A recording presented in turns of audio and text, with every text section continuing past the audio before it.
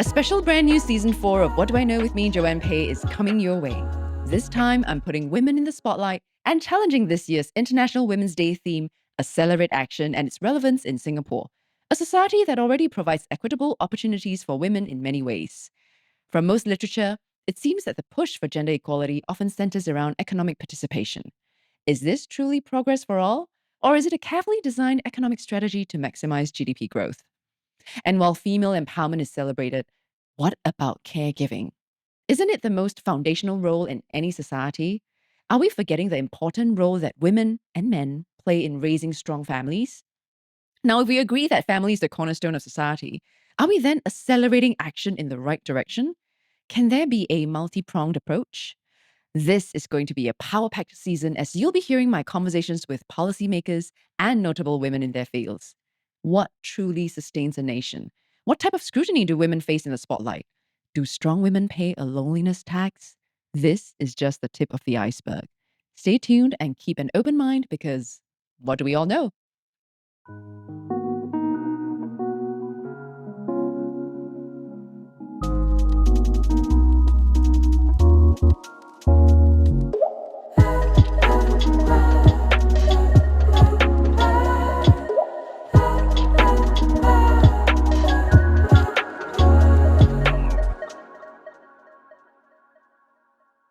Hi, I'm Joanne Pei, and you're listening to episode 2 of What Do I Know Season 4 Women in the Spotlight. I'm a working mother and multi hyphenate, so it's inevitable that I get this question all the time. Joanne, I see that you're always so busy. How do you balance work and family? The truth is, there is no perfect balance. It's a constant opportunity cost minimization for me. Having it all sounds great in theory, but can we really have it all? Is that what we want? Does it bring fulfillment? And if so, at what cost? There's no one better to unpack this topic with me than someone who has been pivotal in reshaping policies around work life balance in Singapore. She's none other than Minister Josephine Teo, Minister for Digital Development and Information, and Second Minister for Home Affairs. Hi, Min Teo. So happy to have you here in the studio. Good to see you. I How have you know. been? Well, surviving. No, I want to say Okay. thriving. Okay. I mean, because Go for it. we are here today, right, to discuss this whole topic Mm. about having it all. And Mm-hmm. I feel it because Mm-hmm.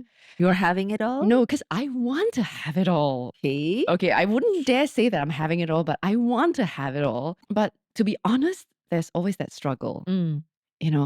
that guilt or that mom guilt lah, wife guilt lah, and whatever guilt that comes about, right? Daughter guilt. Even personal guilt. Like, am Mm. I taking good care of myself? Mm-hmm. So then, I think having you here, I have a lot of advice that I can probably ask for. And I I don't want know about that. so I want to take you back to when you first entered politics. Uh-huh. How old were you and did you have children already? That would be 2006, and I Okay. was 38 at the time. My children were all I think my son was in primary school. Oh, My daughters, yes, actually, because they were born 2000. So I had 3 pretty young ones, so it was kind of a hard decision to make. probably the age of my kids now. My kids are 9 Ah. and 7. Right. So my kids were 8, 10. Oh my gosh. 10 and 8 when I entered politics. My goodness. Yes. Why did you make that decision? I was not very sure I should go talk about it until it was almost eventuality, and I decided that I better tell my dad and mom about it. So I brought them to my home and I sat them on the sofa. And then I said, in the upcoming elections, I'm going to be in politics. And then my father very calmly, and then he nodded his head. And then he said something that, oh my goodness, I couldn't quite get over it because I was still very, emotionally charged at that time. He said, 你觉得这个牺牲值得吗? It was when he asked me about it. Right. And then I realized how I didn't have an answer. Right. To the people who cared about me, I could feel my eyes welling up. I was very touched by his question because his number one concern was, will you be giving up too much? He wasn't looking at it as, wow, this is so great. I'm so proud of you. He was, oh, goodness me, what's going to happen to you? I think perhaps he thought that my children were still so young, and that means that I wouldn't have much time with them. Mm-hmm. Perhaps he thought that, hey, you have a marriage to upkeep. Mm-hmm. do you think this is going to be so easy? Mm-hmm. And then actually it turns out it's not that easy. It really isn't. Okay. Can you And share some of those struggles then? well, you know, how often do you get to spend time with your significant other? I'm sure it happens to you too. Yes, especially now with a lot of this traveling. Exactly. All Um, working moms have that. All working wives have that too. You yes, can't be there. yes. You're not the only one who has struggles.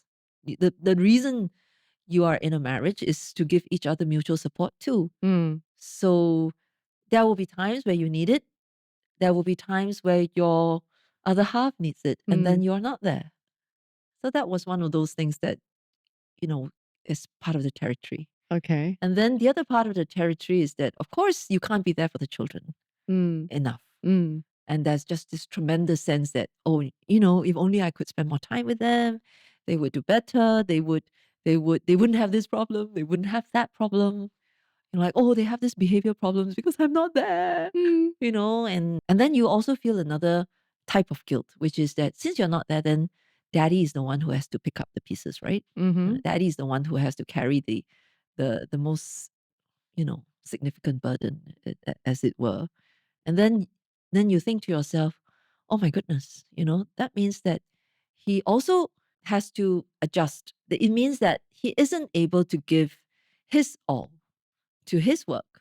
Mm. So anyway, I think this guilt thing is just such a big part of our total existence. I can totally relate to that. And I'm sure that our listeners who are working wives and working moms, Mm, they would be able to connect as well. mhm. But I suppose it's how you deal with it then. How did you Yes. reframe your mindset?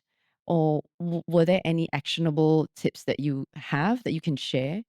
I think I always asked myself, how is this also a way to deepen the relationship? I was always always very big on the idea that for the family to thrive, for the family to do well, the husband and wife must, must that have that mutual understanding, and that mutual understanding is born out of respect, Mm-hmm. but it's also born out of time spent together and that shared belief in what the future should look like. Mm, So I was very big on that. I still am.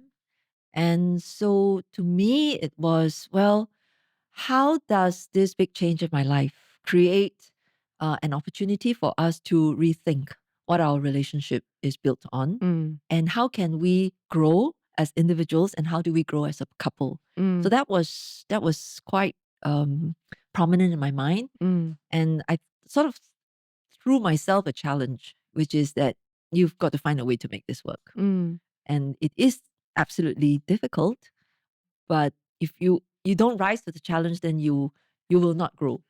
So how about thinking of it as a way to broaden and deepen the relationship beyond what you already know? mm, So that was how I tried to reframe it. But it's easier said than done. It mm. really is so much easier said than done.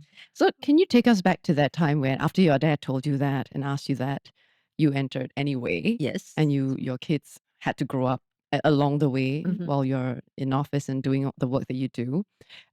Were there any moments or incidents where you realized that, oh my goodness, I should have just listened to my dad, or I should have just Oh, of course. changed my mind and not do this? Like Oh, I Joanne, should have just be a oh, house mom or something, just be with my kids or all the time. Like, just be just to go back to what I was doing, right? uh, Yeah, I remember very distinctly. There were many nights that I would, you know, uh, open the door and get into the house, and it would be pitch black. mm, Everybody has gone to bed, oh my goodness, I have this same feeling. right? After Right. Paisi, oh my goodness. Like Right. everyone's asleep and then you're back in this dark house. Okay, then please go on. So exactly, dark house. Even the husband has gone to bed. Yes. Rightly so, lah, because next day got to work, right? Yeah. So then I would go up and peek at the children. They would be asleep. Oh. That's the position I'm most familiar with when my children is lying down, you know. So then, oh, there was a period of time that was really bad for me too, because I was, pretty stressed up and still trying to process all of the stuff. And then I started to binge eat also. That was Mm, not helpful, but it was how I dealt with the stress at that time. And I remember thinking, for many, many nights. Like, Joe, what on earth are you doing? Why are you coming home this late? Your kids didn't get to see you the whole, I don't know, week or month. And I would lose track of when they had exams, or I would miss important dates to them. And then you take a deep breath and say, okay, calm down, calm down. Because it's the life of service that you chose, then you've got to be able to follow through. And you need to, get a sense of perspective. You also have to persuade yourself that, well, the children will grow up anyway. They will just grow up with different skills. They will just grow up with a different perspective. And maybe that's not such a horrible thing, that maybe it could work out for them. So But there who's was to say? no balance lah, basically. This Oh. whole work-life balance is a lie lah, right? Okay, if you think about balance, you're always trying to add here, add there, right? In order to get it into balance. Mm-hmm. That's not really that easy. So I think you have to find your own rhythm, and you have to find your own sense of harmony. Like, there are people who say, oh, every Thursday night, I will make sure I go home and eat with my family. No, It doesn't work, right? it didn't work for me. For me as well, I find it really hard Very to difficult. work for me as You well. think about the grassroots volunteers who are helping to bring the community together.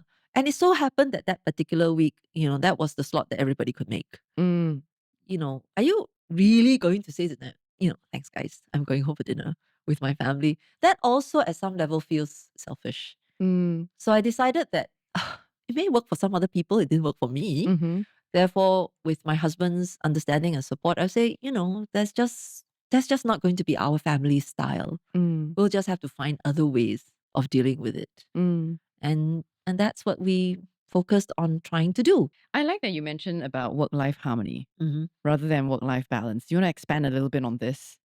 Like whether you think that sometimes just that switch of the vocabulary, it would also kind of Yeah. change how we As you were think. saying that, weren't you in Little Nonia? Yes. And then recently there's a new, Yes. right? So do you remember how the song goes? You know how the different instruments come in? That's harmony lah. They have to have their own tune. They have to have their own rhythm. Then in the team, it's like that too. Everyone, I think even at home, you need teamwork, right? Then you have to kind of find a way that it works for all of us. Mm, And then you will know when it is out of rhythm, it is out of it's not working. Then you got to kind of like honestly talk about it. I didn't think so hard about what's the distinction between balance and harmony. I just kind of thought of it as musical instruments, that we are different musical instruments. And then you have to mm, kind of like work together. Or maybe it's like a cappella, 合音, like mm. sing in harmony. But to a certain extent, when you want to harmonize, you still cannot go completely off pitch lah. If one of it is Yeah lah. completely off pitch, You right? have to pull your weight lah. You kind of like everything has to fall in place nicely. Yes. But then the reality, sometimes not everything will fall in place Oh yeah, nicely. okay. Then you regroup lor. Right. I feel this is the struggle that we all go through. So what would you say then, like when we, when there's also this saying that, oh, now this role of caregiving or raising children, which is supposedly a mother's role, is now outsourced to someone else, or it could be just, in terms of domestic helpers or like a, childcare setting. I say no need to burden the moms with even more of this guilt. Anyway, it has always taken a village to raise a kid. It's just a different village. Mm, And this village can be a very nice village, with professional teachers, and the women can continue to fulfill their aspirations. mm, Why is that a bad thing? It's not. I don't think that's a necessary framing, to make the working moms feel bad again. I mean, there's always this battle. I feel that I hear also because it's a matter of choice. Some of my friends, they choose to leave their careers and commit full time, to the family. My mom was incredibly helpful in this. My kids, of course, were very close to my helper. She's been with us 27 years. Wow. So she came to us when my son was 2 months old.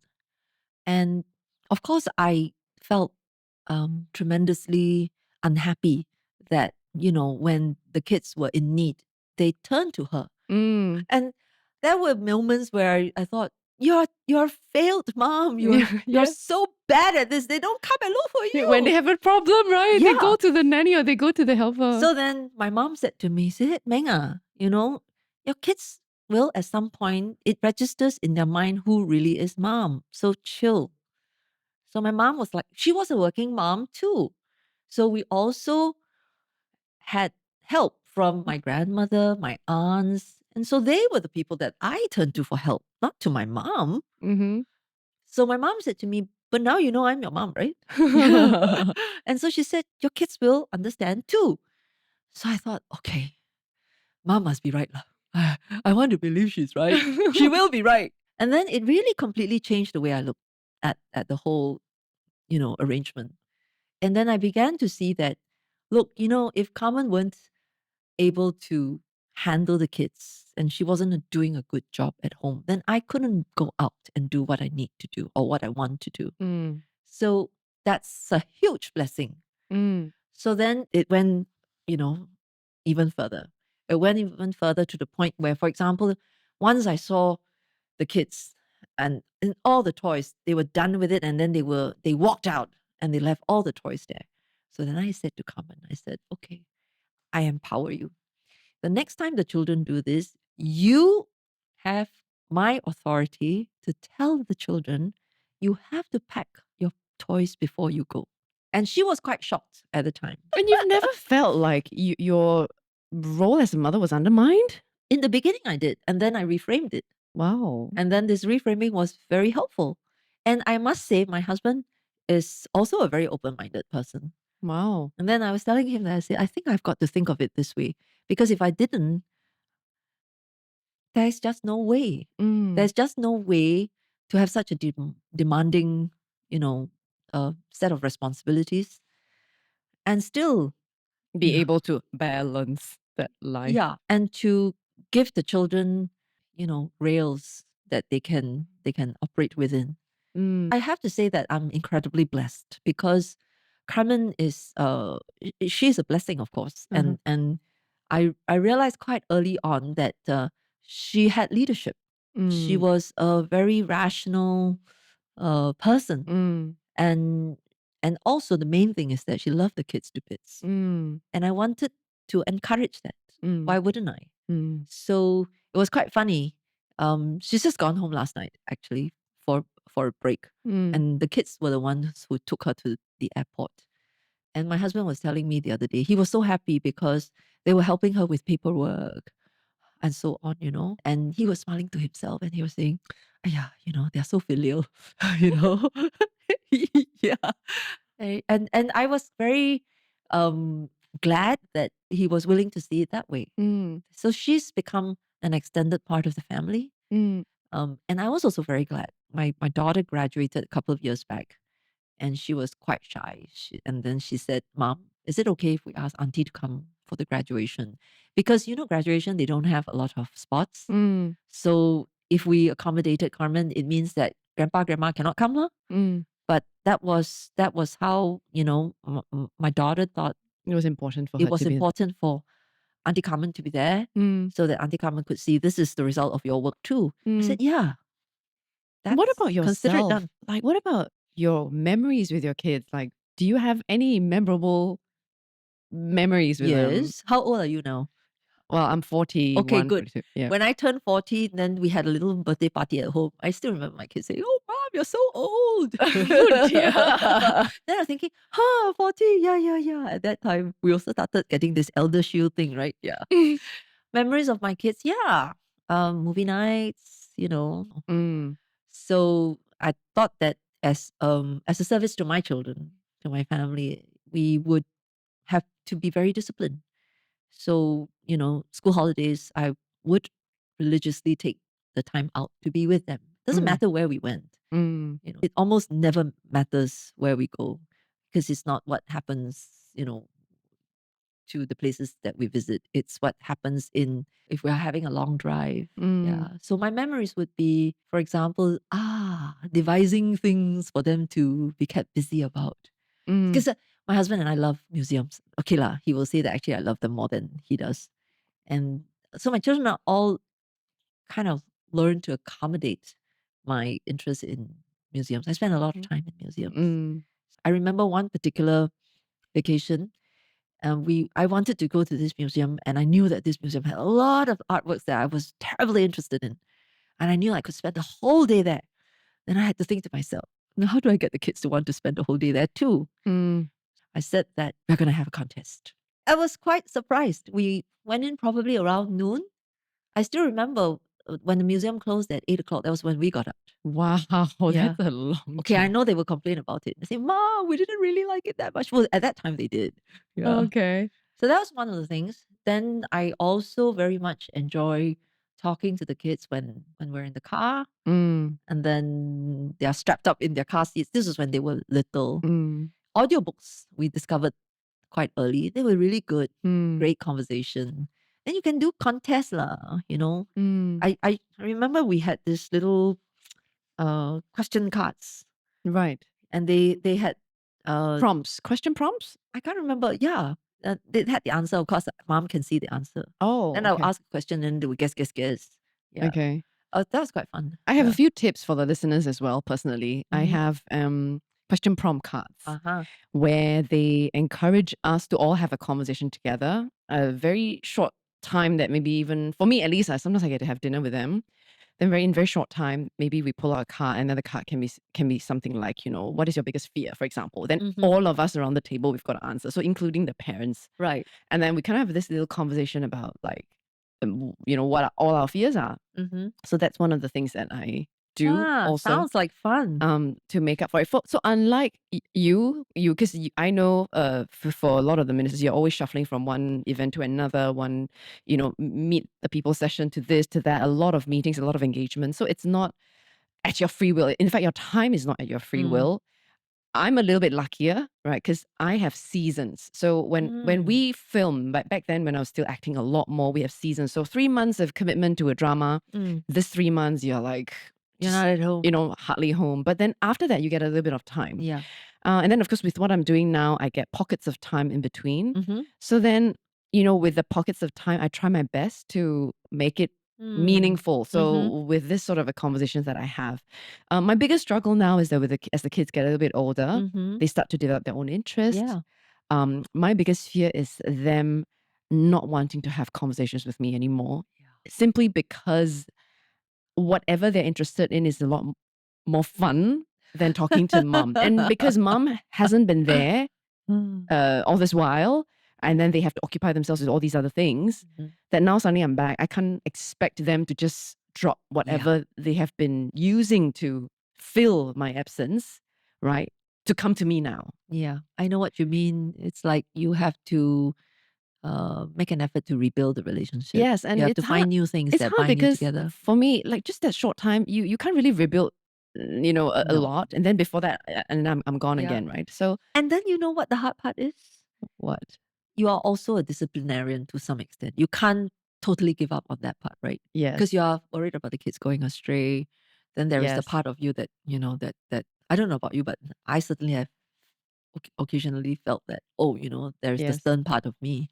My husband is a great balancing factor. So he plays that part, that Yeah, role. he will remind me. He will remind me and says that, hey, you got to take it easy. And it's because when you're pressed for time and you say that I just really need to get them to understand this, Yes, yes. what do they not see? And then my husband comes in and says, no, chill. Yeah. Right. How do your kids now? I mean, how old are they now? They are tax paying citizens. No, they So pay tax to me yeah, too. so how do they feel about your work and what you do? I don't know. You got to ask them. I don't dare to ask them actually. So you've never had this conversation with them No, I about don't how really dare you to ask feel them. about what I do? My goodness. No, I think it's very hard. I don't know whether I can take all the answers because I don't know. Maybe in your role, you sometimes also feel that, well, you chose public life, right? Yeah, kind of. Yeah. Yeah, you are in. I sort of went into it by you're a accident. known but person. Yes. So when you go out, people will know you. Yes. In my case, my husband and my kids didn't sign up for this, right? Your husband, of course, he's also a public figure. Yes. For me, it was they didn't sign up for this. And so there will be occasions where I feel really bad. I feel really bad that they get exposed, Mm. It's impossible for people not to know who they are. Mm. They've come home and told me, say, you know, they don't know who I am. They know who you are. I say, oh, okay. Yeah, it happens to my kids as well, and I think it's inevitable that that Mm. happens. If we draw this conversation back to something that the listeners can relate to, lah, right? Mm. As a working mother, Mm. the guilt that we struggle with is very Mm. real. So, I think all working mothers feel that way. I think actually to give credit to the dads, mm, those who have to travel a lot feel this way too. I've had very, very senior executives say to me that the one regret they have in their lives is that they do not have a relationship with their child or their children. mm, And that's because work took them away so much. mm, And for a man to say this to me, for men to have said this to me, was also quite a good wake up call. It transcends gender. mm, It's not only working moms who feel this way. There will be working dads who feel this way too. mm. Mm. And so we try to, well, be a little bit more inclusive, Yeah.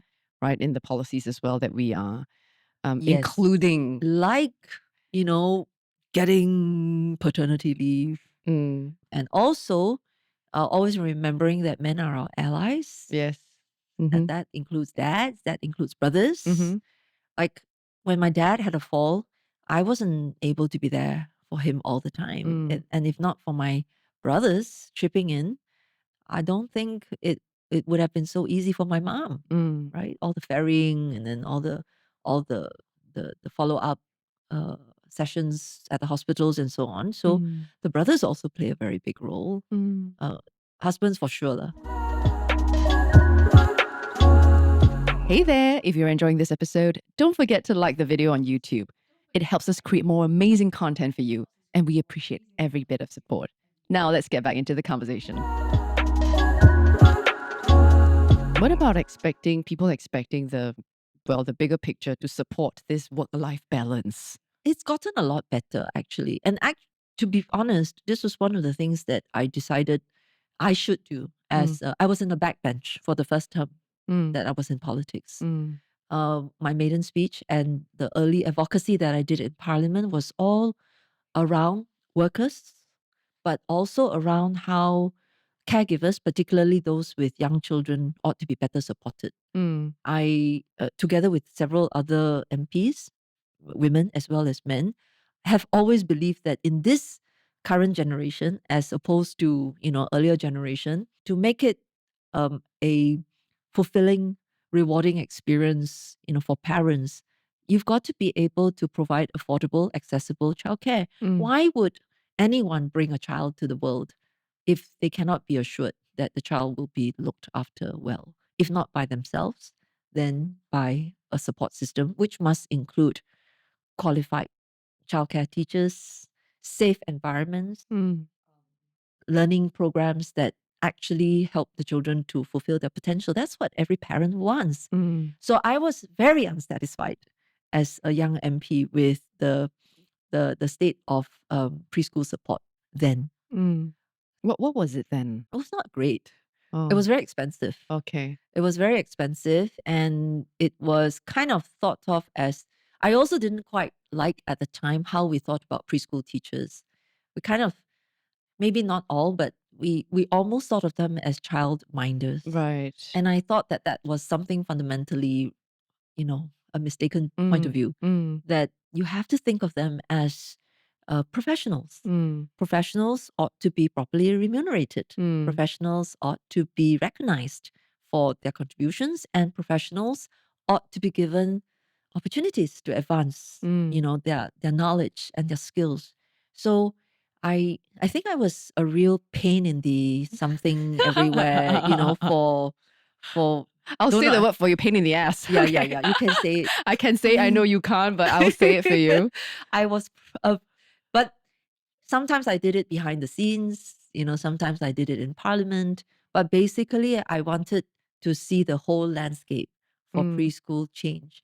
Now, of course, I didn't expect that subsequently I joined, I became a member of the cabinet. mm, And then it landed on my lap that, yeah, you will look after population, issues. And maybe this is an area that you should go do something about lah, since you talk so much about it.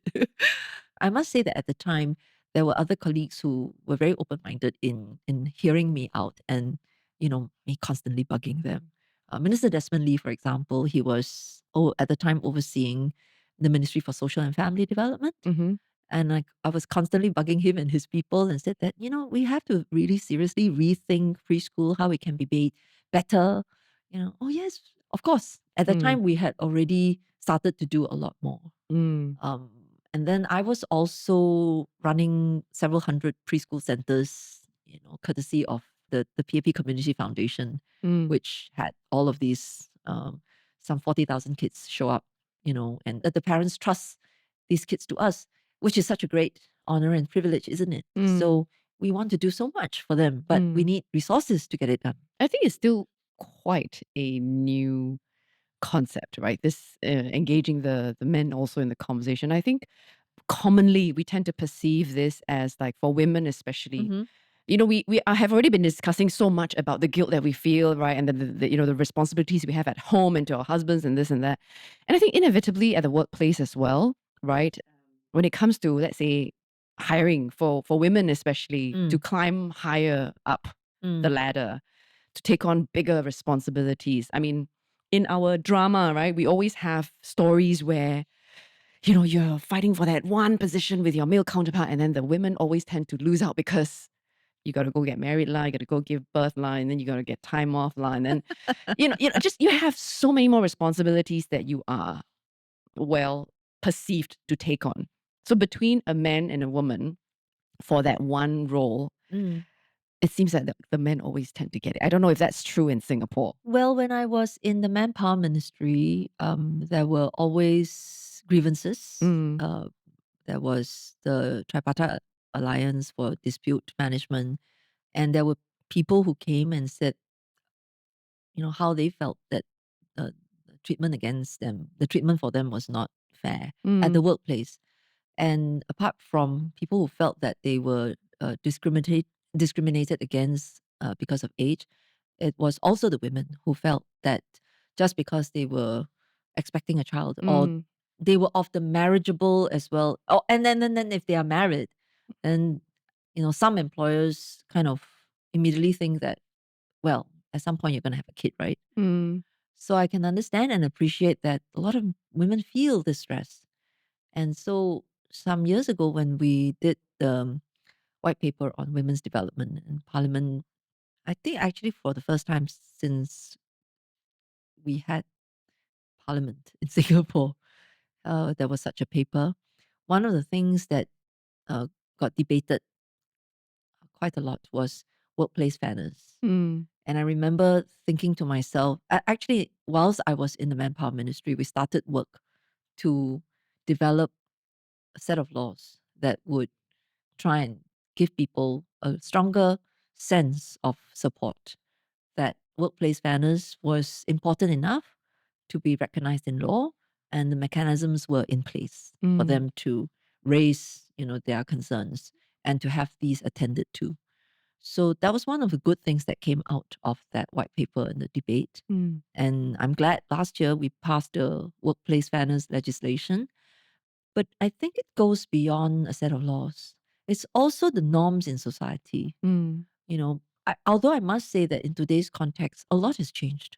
A mm, lot has changed in the sense that if a child were to fall sick, I think in more and more instances, it's no longer the assumption that mom will take the time out to look after the child. mm, Many daddies have stepped up, and many more mommies are prepared to say, yeah, I think in this particular instance, it's the right thing to do for daddy. My work is demanding too, and I have a deadline to keep. Even in terms of how seniors are looked after, frail seniors, I also get to hear more about male colleagues saying that I'm taking the time out because my mom or my dad, they're unwell and I want to be there for them. So, yes, societal norms still tends to expect the women to be the caregivers. I mm, would say, however, in Singapore that there is a nice shift. Would we like the shift to be bigger? I think so. That's why we mm, want to give this added momentum. It does take some people a lot of time to get used to. For example, there was one male community leader, some years back. I know his son, I know his daughter-in-law too. Both are doing Mm. very well. Mm. So then this community leader said to me, everything is good about them. I said, uh-huh. And they said, but there's one thing not so good. I said, what is it? She says, my son is doing a lot of housework. And so actually, in my mind, I was thinking, yes, but then. Mm. But to him, that still takes getting used to. Mm. Then I also remember one occasion, which was very funny. There was a woman who came to see me at Meet the People session with her son and her prospective daughter-in-law. And she said that, well, Mister, you must help them to get a BTO flat. I said, sure. What seems to be the issue? They said their income has busted Mm. the ceiling, Mm. which HDB sets for BTO flats. I said, oh, I see, I understand. I said, yes, I know your concern, but it's a good thing. Your children are doing well, Mm. right? So I understand, but your children are doing well. Then she immediately shot back. And this was with her son and the prospective daughter-in-law. She says, you don't understand. It's not my son whose salary is this high. And then she went out. She proceeded to tell me he makes X thousand and she makes basically 2X, Mm. right? And I could just see the couple freeze Mm. because the mom said, what if they have a kid, you know? And she has to stop work to look after the kid. And then I looked at the couple and they had that sort of look on the face. And it seemed to me, and it crossed my mind, is that actually nowadays there are also very open-minded couples where, yeah, it's the guy who's going to stay home, Look right? after the. And that's not a bad thing. There's Mm. nothing particularly wrong about that. Mm. But, you know, that was some years back. I think society has shifted a bit more. Mm. Yeah. Every now and then you do hear, I thought, although it's still more common that both accept that, in terms of their personal fulfillment, both would like to continue working. And that's where childcare comes in very important. It goes back to my original advocacy. The white paper we did, one of the good outcomes is also that preschool support has gone up a lot more. Mm. How do you think we can break through this mentality? Because now that you're talking about this, I'm recalling my time also. I mean, in my industry, it's the same thing, when I Mhm, got pregnant, when I had kids, and then after that, I didn't have much work. And mhm. then, there was this saying that, oh, because I just want to focus on looking after my kids. I just want to focus on being a mom. Oh And yeah, my ex-boss assumed that too and I was just wondering, for me. where did this come from? Why was this being passed around? And then just the Yeah. assumption that as a woman, the moment a woman gets pregnant, gives birth, that now she's going to devote her time to her family and she doesn't want to work anymore. I mean, how do you think we can break through this? Centuries of history and culture, not so easy. It doesn't change overnight. I think already Singapore has changed a lot. Mm. From the time we had the Women's Charter in 1961 till today, if you look at women's attainment in education, in the Mm. professions, and now you find girls being very brave about a lot of things. Mm. I was just saying earlier to some friends that I'm amazed that their daughters now want to do solo travel, for example. Mm. This is an expression of independence, an expression Mm. of confidence, right? Mm. Yeah. And you see this increasingly. So I'm overall still optimistic. If you think of my husband and his peers, their generation of daddies, they also want their daughters to do well. And the only way the daughters can do well and still manage, family responsibilities is if the future, perhaps son-in-law, chips in. So they would have that expectation. They would Mm. think that, yeah, it's right. What? It's right that you chip in so that my daughters can do well. Mm. Are there any industries that you feel that, because we talk about, gender equality and having equal opportunities. Are there any industries you feel that there's still more work that can be done to uplift women? Technology, Mm. because it moves so fast. Actually, even for the guys, if they took some time out to maybe explore another career, it's not so easy to get back into technology. Mm. So some of the things that we've done is, so I was very, very happy when Skills Future came about, and big chunk of the credits are, up to the individual to use. It's not necessary that you have an employer Mm. to be able to enjoy subsidized and supported training, right? Then to my mind, for anyone, especially women who have to perform caregiving duties, this is one way in which you can keep some level of currency.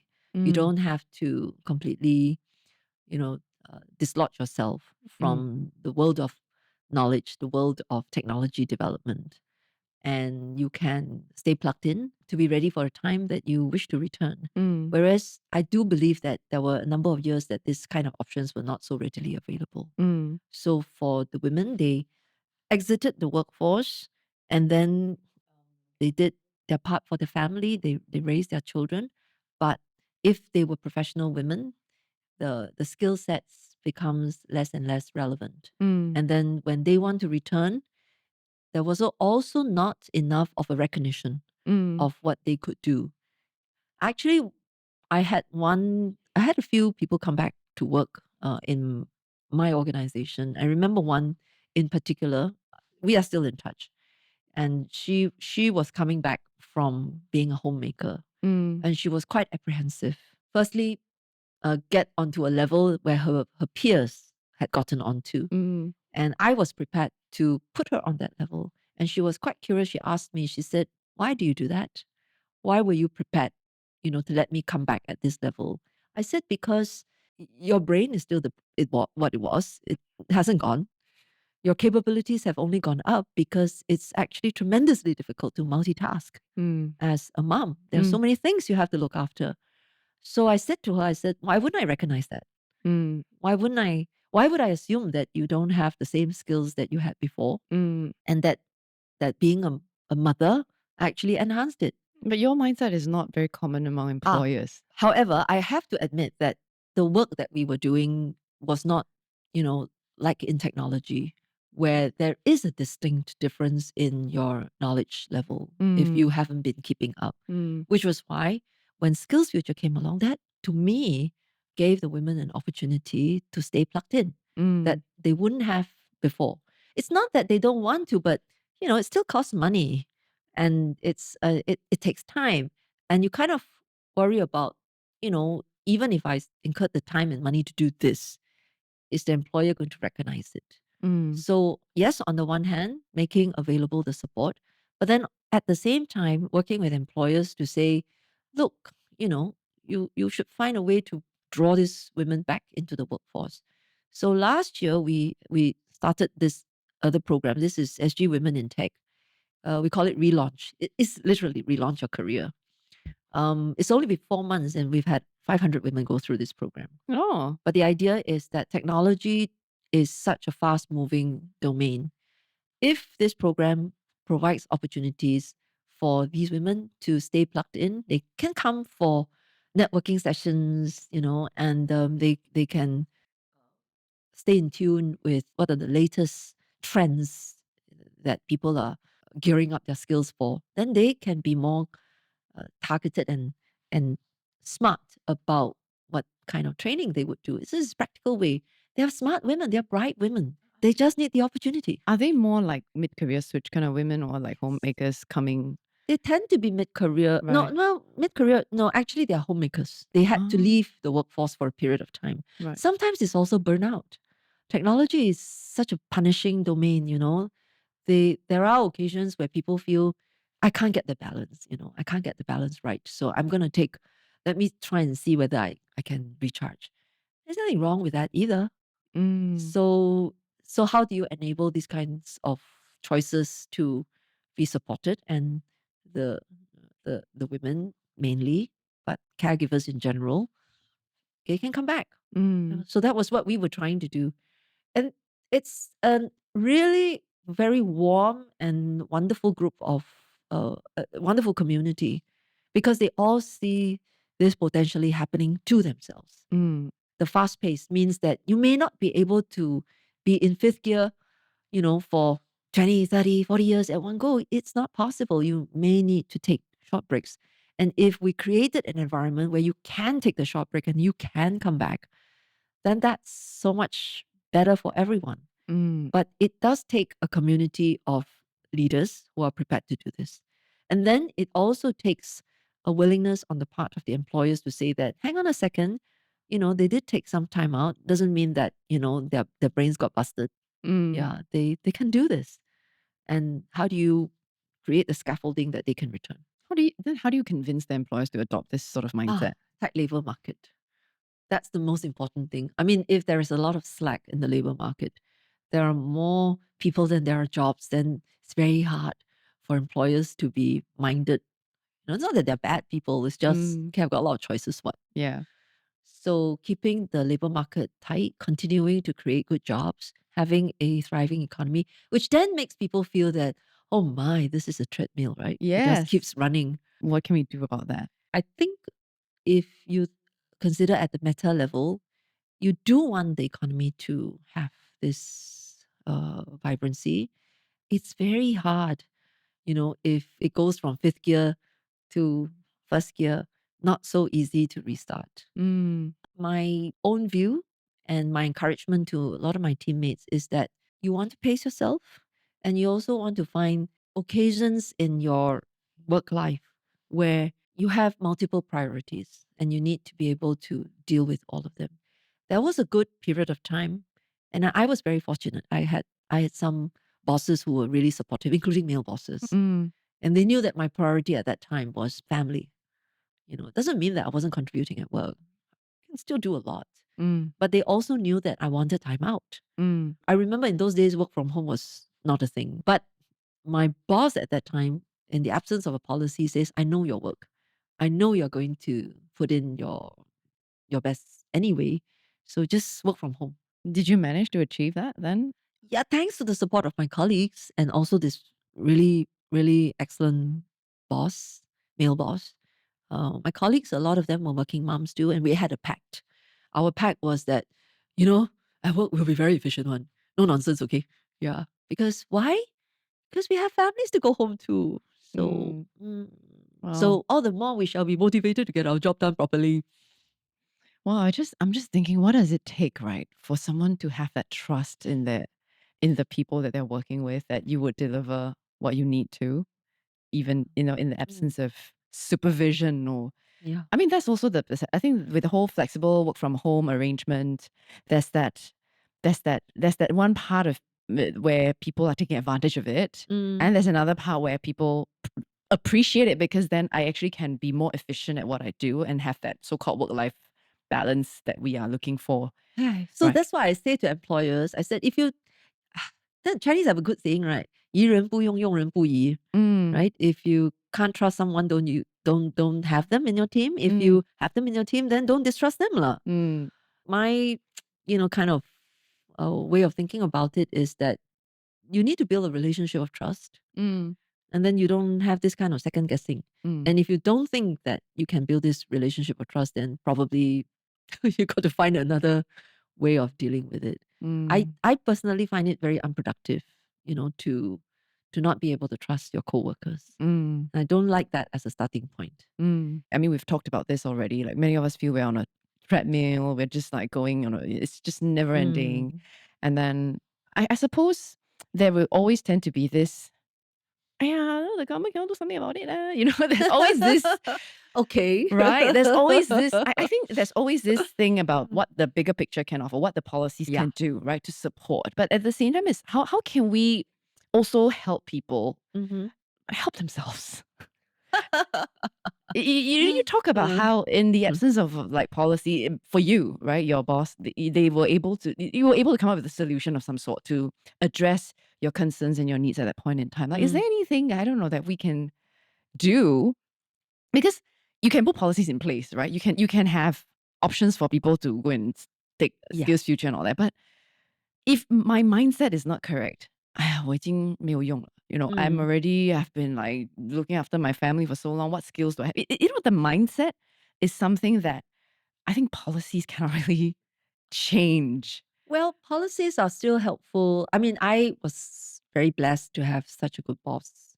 But in the absence of policies, in the absence of, you know, some well-established norm, Mm. and support for that sort of norm, then far fewer people would be able to enjoy the benefits Mm. of the boss that I had. Mm. So that's why we will still find meaningful ways to update policies Mm, to be responsive to people's needs. mm, So making available flexible work arrangements, mm, saying that employers should seriously consider the employees' requests and then properly assess them. I think these are good norms to have. mm, Yeah. The question that you raised is that in spite of these policies, what if the mindsets don't shift? I would have to say that by and large, I've been more encouraged and cheered by people's willingness to respond positively mm, to policy support. You will always find that there are some employers who aren't, progressive.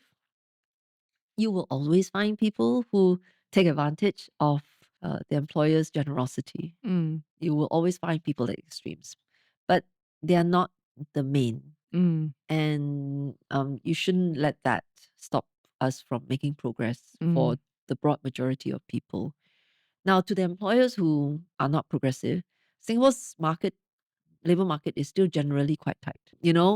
There are very often bosses who tell me, I don't really know who the boss is because sometimes the employees can also sack you mm, because your your whole deal is not attractive enough. mm, And they may sack you politely or they may sack you impolitely, but they can sack you. They can walk. They mm, can go to someone else. So that sort of a healthy competition is not a bad thing. mm, On the other hand, I'm also kind of concerned. You also have to consider from the point of view of the employer what makes the business successful. When I was in the labor movement, when I served as a labor MP, I often went to talk to the employers and the management, and I said that as as a unionist, I want you to succeed because it's only when you succeed, you are able to do more for my members.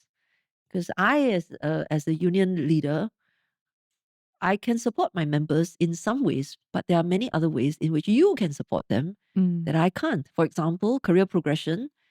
For example, making training available so that they can be continuously relevant. mm, For example, sharing the fruits of the success. You can share a lot more than we can share as a union. So please know that my starting point is to help you to succeed. But you've also got to give your workers a reason to want you to succeed, to help you to succeed. So, and mm, what is that?